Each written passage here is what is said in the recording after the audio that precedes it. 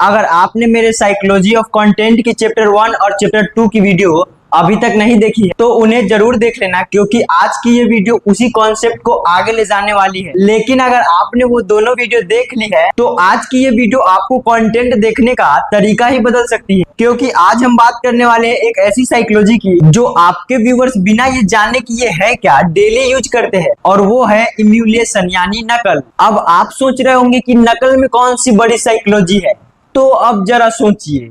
आपने किसी क्रिएटर का वीडियो देखा, आपको उसके बोलने का तरीका पसंद आया, उसकी एडिटिंग अच्छी लगी या उसका कंटेंट पसंद आया, और कुछ समय बाद आपने भी वैसा ही करना शुरू कर दिया। लेकिन सवाल ये है, आपने उसकी नकल क्यों की? और इससे भी बड़ा सवाल, क्या आपका भी व्यूवर्स आपके साथ ऐसा ही कर रहा है? अगर आपने इसका जवाब समझ लिया तो आप सिर्फ कंटेंट बनाना नहीं सीखेंगे, आप ये समझना शुरू कर दीजिएगा कि लोग आपके कंटेंट से इन्फ्लुएंस क्यों होते हैं। जैसे मैं अपना ही एग्जांपल देता हूँ। अभी कुछ समय पहले मैंने एक वीडियो अपलोड किया था जिसका टॉपिक था आफ्टर एवरी अपलोड। तो उसमें मैंने बताया था कि काफी सारे क्रिएटर वीडियो अपलोड करने के बाद कुछ ऐसी गलती कर देते हैं जिसकी वजह से उनके वीडियो का रीच डाउन हो जाता है। तो उसपे एक भाई ने कमेंट किया था कि ये तो सौरभ भट्ट का कॉपी पेस्ट है। हालांकि मैं उनकी वीडियो से इंस्पायर होकर वो वीडियो बनाया था और उसका थंबनेल किसी और क्रिएटर से इंस्पायर होकर,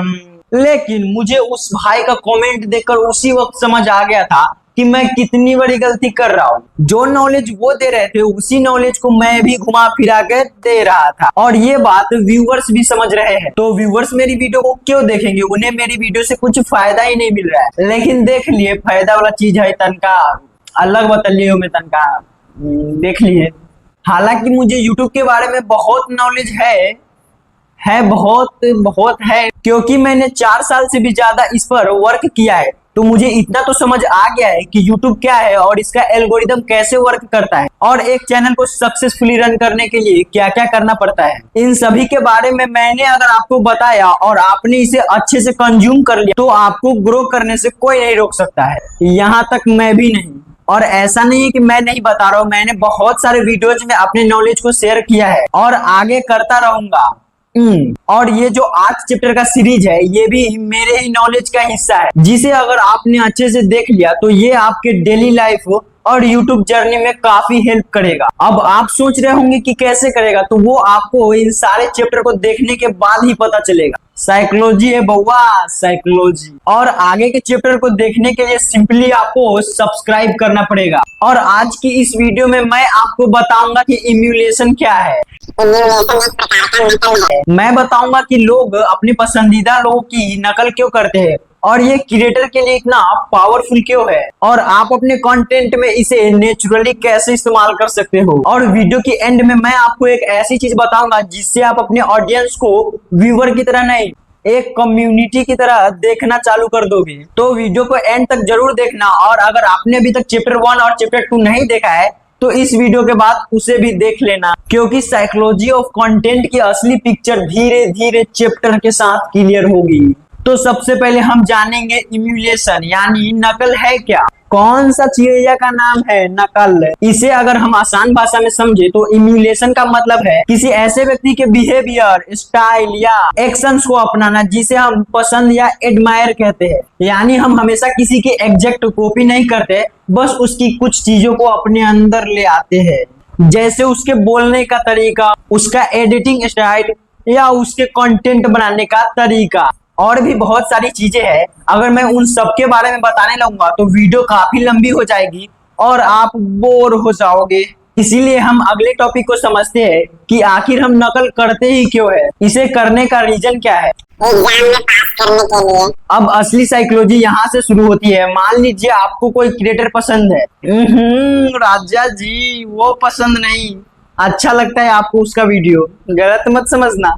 आप उसके हर वीडियो को देखते हैं, आपको उसका कंटेंट अच्छा लगता है, धीरे धीरे आपके दिमाग में उसकी एक इमेज बन जाती है। अब जब आपको कुछ नया करना है तो हमारा दिमाग उसी व्यक्ति की नेचुरली डिफरेंस बनाना शुरू कर देता है, क्योंकि हमारा दिमाग हर चीज को जीरो से शुरू करके फिगर आउट नहीं करना चाहता है। अगर हमें पहले से कोई चीज काम करती हुई दिखाई देती है तो उसे ऑब्जर्व करके सीखना आसान लगता है, और यही वजह है कि हम उन लोगों से ज्यादा सीखते और प्रभावित होते हैं जिन्हें हम पसंद करते हैं। अब समझते हैं कि ये आखिर क्रिएटर के लिए इतना इंपॉर्टेंट क्यों है। हम लोग इसे यूट्यूब से कनेक्ट करके समझेंगे। मान लीजिए कोई नया व्यूअर आपके चैनल पे पहली बार आया, उसने आपकी एक वीडियो देखी, उसे आपका तरीका पसंद आया, फिर उसने आपकी दूसरी वीडियो देखी, फिर तीसरी।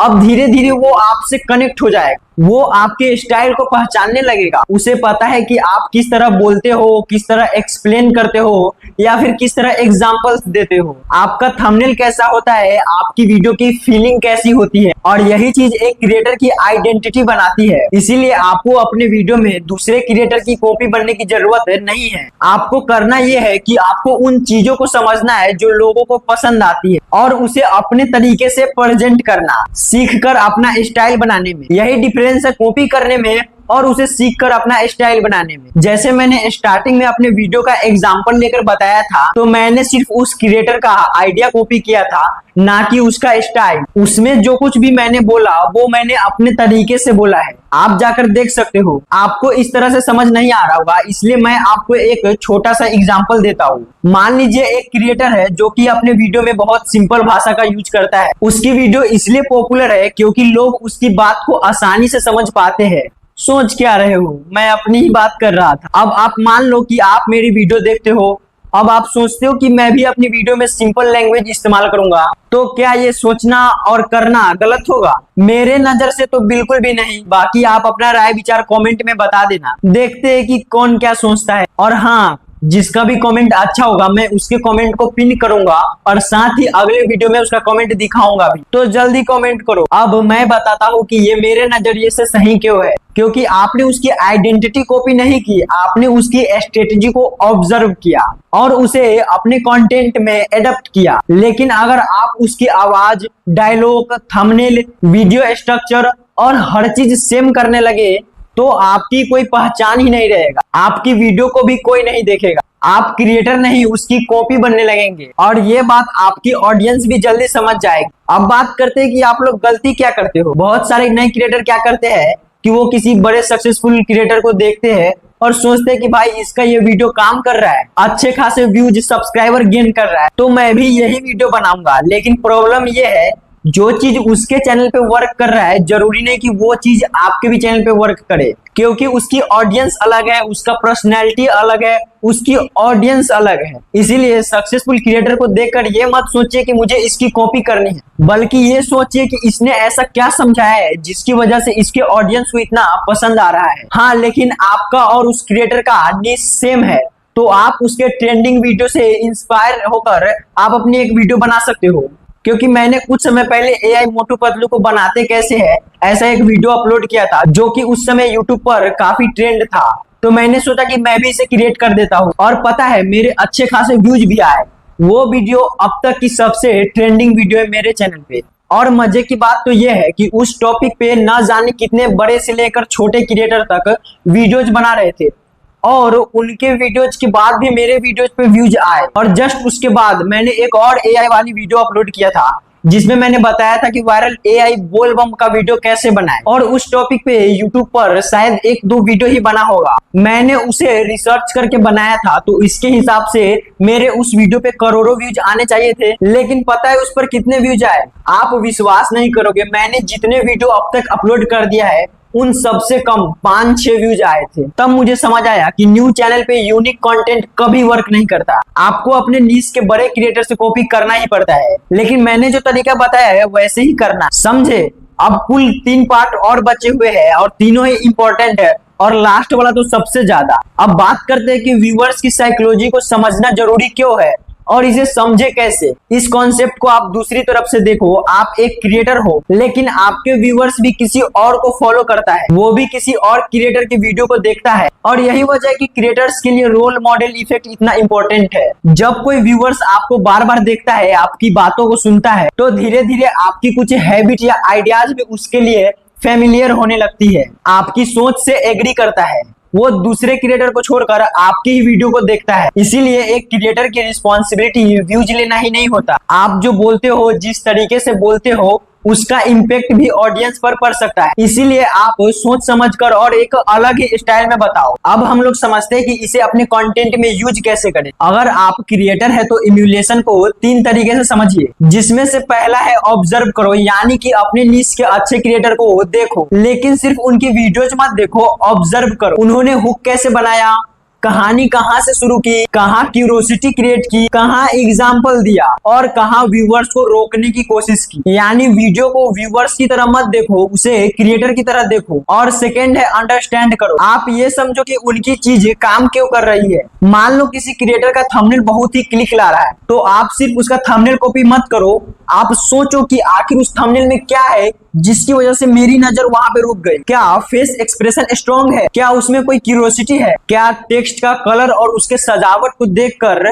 तुम्हारे मन में कोई सवाल आ रहा है, या फिर उस पूरे थंबनेल को ही देखकर। जब आप रीजन समझना शुरू करते हो तभी आपकी क्रिएटर थिंकिंग डेवलप करना शुरू करती है। और तीसरी है एडेप्ट करो। इसको सिंपल वर्ड में समझो, आपको अपना वर्जन बनाना है। दूसरे क्रिएटर की स्ट्रेटजी से सीखो, लेकिन प्रेजेंटेशन अपना ही रखो, अपना लैंग्वेज, अपना पर्सनैलिटी, अपना एक्सपीरियंस और अपना स्टोरी टेलिंग, और धीरे धीरे खुद ही आपका अपना स्टाइल बनना शुरू हो जाएगा। और अब हम बात करते हैं कि इन सारे पॉइंट में से कौन सी पॉइंट का हमें सबसे खास ध्यान रखना है। आपको पूरे इस चैप्टर से ये सीखना है कि दूसरों से सीखना गलत नहीं है, लेकिन उसकी कॉपी बन जाना आपकी ग्रोथ रोक सकती है। आपको सक्सेसफुल क्रिएटर्स को देखकर उनसे कुछ सीखना चाहिए, उनकी मिस्टेक से सीखना चाहिए, उनकी स्ट्रेटजी समझनी चाहिए, लेकिन अंत में आपको अपना पहचान बनाना चाहिए। क्योंकि ऑडियंस को किसी की कॉपी नहीं चाहिए, उसे चाहिए आपका एक अपना नया वर्जन, अपना स्टाइल। और यही है साइकोलॉजी ऑफ कंटेंट का चैप्टर 3,